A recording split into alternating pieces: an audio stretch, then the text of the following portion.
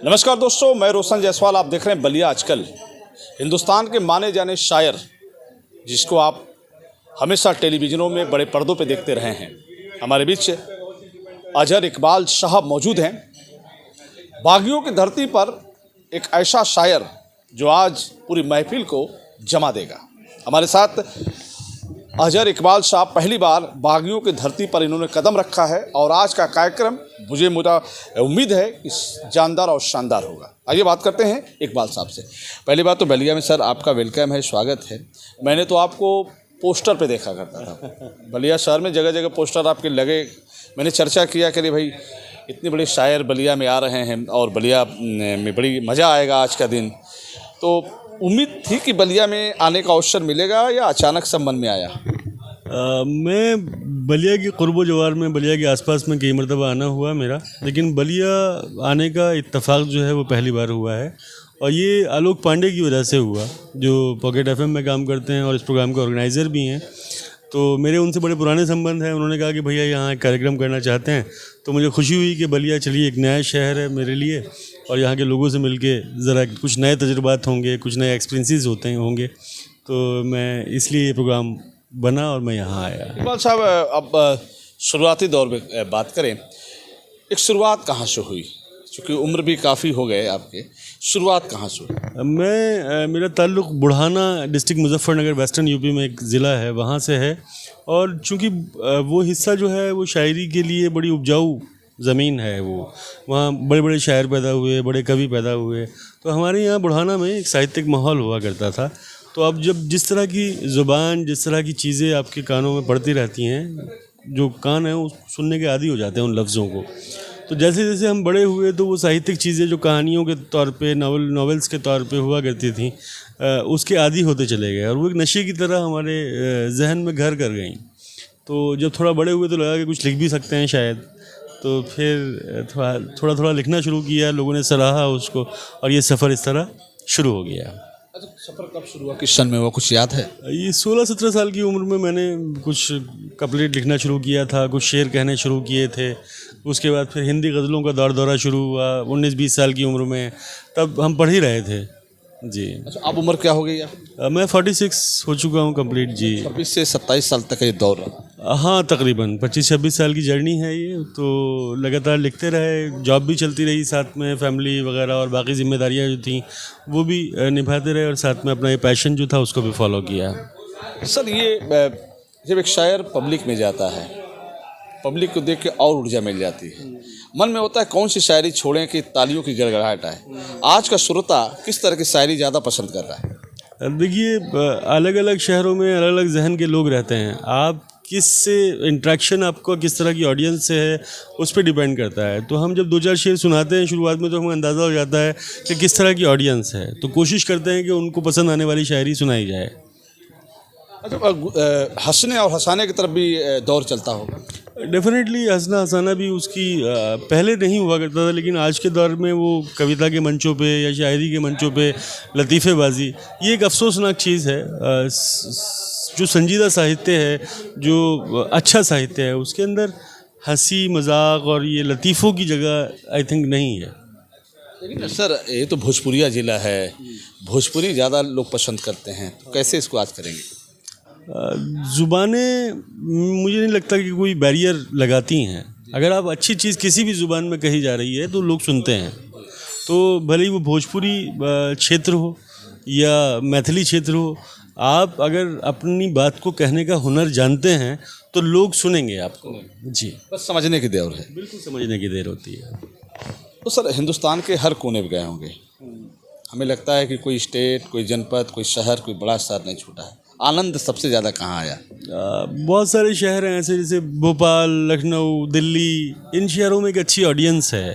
तो जब आप इन प्रोग्राम्स में जाते हैं इन शहरों के, तो आपको अच्छा लगता है कि समझने वाली ऑडियंस बैठी हुई है, आप अच्छे शेर सुनाएं। और आपको ये कोशिश करनी होती है कि कोई ऐसा जुमला, कोई ऐसा शेर या कोई ऐसी कविता ना कहें जो सस्ती हो या उथली हो, जो लोग जिसका मजाक उड़ाएं लोग।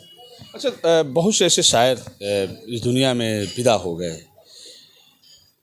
किसी के सामने आर्थिक संकट आया, किसी के सामने स्टेज ऑडियंस आया है, तो क्या शायरों के लिए भी सरकार को कुछ करना चाहिए? इंतहाई ज़रूरी चीज़ है ये तो। मुझे लगता है सदियों से डिमांड चली आ रही है। गालिब तो हमेशा अपने वजीफ़े के चक्कर में यात्राएं करते रहे कि सरकारी वजीफ़ा मिल जाए। शायरी एक फुल टाइम जॉब है। अब अगर मैं जॉब करता हूँ सपोज़ दैट अपने फैमिली के ब्रेड बटर के लिए, तो जाहिर सी बात है मेरा सारा टाइम तो वहाँ कंज्यूम हो रहा है। तो अगर आप मुझसे जो सोसाइटी है, समाज जो है, वो ये उम्मीद करती है कि मैं कुछ अच्छी रचनाएं लिखूं, कुछ अच्छी शायरी लिखूं, तो वो मकसद पूरा नहीं हो पाता है। आप शायरी तो कहेंगे, लिखने के लिए पढ़ना भी बहुत ज़रूरी होता है। और जब आप जॉब में हैं या बिज़नेस में हैं तो आपके पास इतना वक्त नहीं हो पाता है कि आप अच्छे लोगों को पढ़ सकें, ताकि आपका जहन उस तरह काम कर सके लोगों में। तो ये इंतहाई ज़रूरी है कि इसमें सरकारी जो मदाखलत है वो हो, और जो भी जिस भी फील्ड के आर्टिस्ट हैं, रचनाकार हैं, या थिएटर है, या पोइट्री है, या स्टोरी टेलिंग है, या कथक है, हर तरह की आर्ट फॉर्म्स के लिए सरकारों को आगे आना चाहिए और आर्टिस्ट की मदद करनी चाहिए। अभी क्या चल रहा है? अभी तो मुझे लगता है कि आर्टिस्ट बिल्कुल हाशिए पे हैं। अभी इस तरह की कोई मदद जो है वो मुझे नज़र नहीं आती है कि उनको मिल रही है। उनके लिए ज़िंदगी एक जिद्दोजहद का नाम है, ज़िंदगी एक स्ट्रगल का नाम है। आप थिएटर में जाके देखेंगे, स्पेशली एक प्ले करने के लिए उनको 2 लाख रुपए का खर्च होते हैं और 2 पैसे की मदद कहीं से मिलने के लिए तैयार नहीं है। एक कप चाय पे एक महीने रिहर्सल की जाती है, कोई टिकट ख़रीद के थिएटर देखने वाला नहीं है। और पोइट्री में तो इवन कवि सम्मेलन या मुशायरों में तो आप देखेंगे वो टिकट का सवाल ही नहीं उठता है कि टिकट लगाए जाएँ। तो ये तमाम तर चीज़ें हैं। पोइट्री में तो फिर भी थोड़ा ग्लैमर आ गया है। थिएटर में अभी भी लोग ऑडियंस को तरस रहे हैं, क्योंकि वो एक मतलब एक कदम आगे की चीज़ है थिएटर को समझना। जी, लेकिन इस पर कोई कदम आगे बढ़ा, कुछ बात बनी, कुछ रणनीति बनी थी? नहीं लगता कि कोई रणनीति बनी है इस तरह की, या कुछ बेहतर किया जाना है इस आर्ट फॉर्म्स के लिए। कभी बड़े शो पे भी आप गए, एक माहौल बना, जिस क्षेत्र में आप हैं उस क्षेत्र को और बेहतर कैसे किया जा सकता है? देखिए, ज़रूरी है कि हम पढ़ें उसको, असतज़ा को पढ़ें, जो हमारे बड़े पोइट्स हुए हैं, जो हमारे बड़े राइटर्स हुए हैं, उनको पढ़ा जाए। ये एक साधना की तरह काम करता है ये जो क्षेत्र है। जब तक आप लगातार लोगों को पढ़ेंगे नहीं, अच्छी चीज़ों को, चाहे वो फिक्शन हो या ट्रांसलेशंस हो दूसरी ज़ुबानों से, जो कहानियाँ या जो अदब या जो साहित्य हमारे तक पहुँचा है, जब तक हम उनको नहीं पढ़ेंगे तो ये थॉट प्रोसेस जो है ना आपका, वो चेंज नहीं होगा। आप एक ही तरह की चीज़ें रचते रहेंगे। तो ज़रूरी है कि आप अगर आप शायरी कर रहे हैं या आप कविता कह रहे हैं, तो आप दूसरी ज़ुबानों के अदब को भी उस पर नज़र रखें और उसको पढ़ते रहें। अच्छा, कभी कभी अपनी शायरी में आप युवाओं को भी लेकर चलते होंगे, नौजवानों को भी लेकर चलते होंगे, बेरोजगारों को भी लेकर चलते होंगे, तो आपकी शायरी से कुछ परिवर्तन होता है? नौजवानों में कुछ नया संदेश आता है, कुछ परिवर्तन दिखता है? बिल्कुल होता है। और कभी कभी तो एक कपलेट आपकी 2 पंक्तियां जो हैं किसी की ज़िंदगी बदलने के काम आ जाती हैं। बड़े बड़े इनकलाब पैदा कर दिए हैं 2 लाइन्स ने सिर्फ। आप बहुत सारे ऐसे शेर हैं, मेरे उस्ताद थे मुज़फ़्फ़र रज़मी साहब, उनका एक शेर है कि ये जब भी देखा है तारीख़ की नज़रों ने, लम्हों ने ख़ता की थी, सदियों ने सज़ा पाई। ये 3 बार तो जो प्रधानमंत्री रहे इंद्र कुमार गुजराल और क्या कहते हैं अटल बिहारी वाजपेयी साहब, और उन लोगों ने ये इन इस तरह के शेरों को कोट किया संसद में। तो बहुत सी बार कुछ चंद लफ्ज़ जो हैं वो ऐसे हो जाते हैं, चंद शब्द जो हैं जब वो शायरी में ढलते हैं कि लोगों की ज़िंदगी बदलते हैं, सोसाइटी में चेंजेस लाते हैं।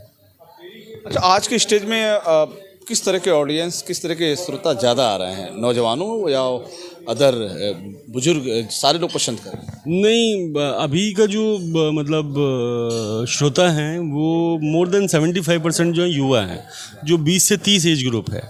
तो शायरी की या कविता की जो डिमांड है, जो मतलब श्रोता हैं, वो युवा ज़्यादा हैं इस वक्त। बड़े शहर में देखने को मिलता होगा, दिल्ली, लखनऊ, बनारस, कलकत्ता वगैरह, पूर्वांचल के छोटे शहरों में भी। जब से मतलब आप देखेंगे सोशल मीडिया चलन में आया है 2000 के बाद से, तो ये जो परिदृश्य है, ये जो मंज़र है, ये बदला है।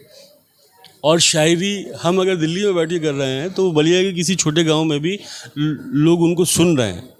ये बड़ी बात हुई है। तो हमारा श्रोता जो है वो कहाँ बैठ के हमें सुन रहा है, हमें खुद भी मालूम नहीं होता है। अच्छा, एक चर्चा हुई थी ददरी मेला में, बलिया के ददरी मेला, ऐतिहासिक ददरी मेला है, आपके नाम की कहीं चर्चा हो रही थी, तो आने का अवसर मेरे पास निमंत्रण गया था ददरी मेले के लिए, लेकिन वो उस वक्त कुछ शायद मौसमी बदलाव की वजह से कुछ बारिशें हुई और कार्यक्रम रद्द हो गया था, तो मैं आ नहीं पाया था जी। अच्छा, एक सवाल ये है कि आपके शो में बड़े बड़े स्टार भी आते होंगे या बड़े बड़े लोग भी आते होंगे, किससे आमना सामना हुआ होगा? बहुत सारे लोग हैं, ख़ासकर फिल्मी दुनिया के। जैसे अभी मैं जाना हुआ स्पोकन वर्ड्स एक बड़ा फेस्टिवल होता है मुंबई में, तो वहाँ विशाल भारद्वाज या रेखा भारद्वाज या जाकिर खान या फिर राजेश तेलांग वगैरह, ये सब लोग मतलब सुनते हैं, शायरी अच्छी लगती है इन लोगों को। बड़े सिंगर्स से और जो सेलिब्रिटीज़ हैं, रवि किशन साहब स्पेशली जो गोरखपुर के सांसद हैं, उनको बड़ी शायरी पसंद आती है। सुष्मिता सेन और बहुत सारे लोग हैं ऐसे जो शायरी पसंद करते हैं और सराहते हैं उनको। कभी कभी अपनी शायरी में सभी धर्मों को लेकर चलते होंगे, उसको कैसे सजाते हैं? शायरी की यही खूबसूरती है कि वो समाज को, जो सोसाइटीज़ हैं उनको करीब लाने का काम करती है। शायरी एक सेतु की तरह काम करती है, लोगों के दरमियान जो फासले, जो दूरियां पैदा हो जाती हैं उनको मिटाती है और लोगों को करीब लाती है।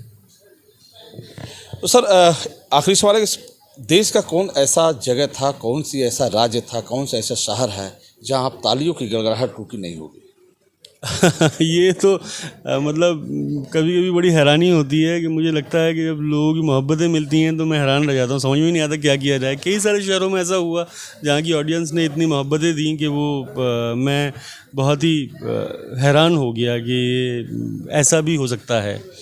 तो किसी एक शहर के बारे में मेरे ख्याल से बताना हक तलफी होगी कि कहीं एक जगह हुआ, बहुत सारे शहर ऐसे हैं। कभी कभी डिमांड डबल हो जाते हैं, कभी कभी ट्रिपल भी हो जाते हैं, एक बार और उस पर कैसा होता है? सुनाया जाता है, फिर लोग फरमाइश करते हैं, लोग अपनी पसंद की रचना सुनना चाहते हैं तो फिर वापस आते हैं, सुनाते हैं उनको दोबारा, तो अच्छा लगता है उनको। तो हमारी बात हो रही थी अजहर इकबाल साहब से, लेकिन एक शायर ज़रूर होगा जो आपको काफ़ी पसंद आएगा। सर, चूँकि टेलीविज़न पे, यूट्यूब पे तमाम लोग देखते हैं, कोई ऐसी शायरी हो जो काफ़ी फेमस हो और आपको छू देने वाली हो, पब्लिक को भी छू देने वाली हो?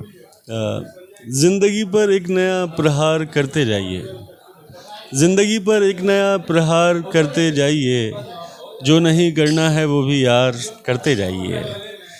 और ज़िंदगी है एक निरंतर बहते रहने का सफ़र, ज़िंदगी है एक निरंतर बहते रहने का सफ़र, आप दुख की इस नदी को पार करते जाइए। और आप भागीरथ हैं तो गंगा उतर कर आएगी, आप भागीरथ हैं तो गंगा उतर कर आएगी, जो मिले उस पर मगर उपकार करते जाइए। बहुत थैंक यू। बहुत खूब। अब आज के शो आदर्श वाटिका में 6 बजे आप देखेंगे इकबाल साहब को। अजहर इकबाल साहब आपके बीच होंगे। नमस्कार।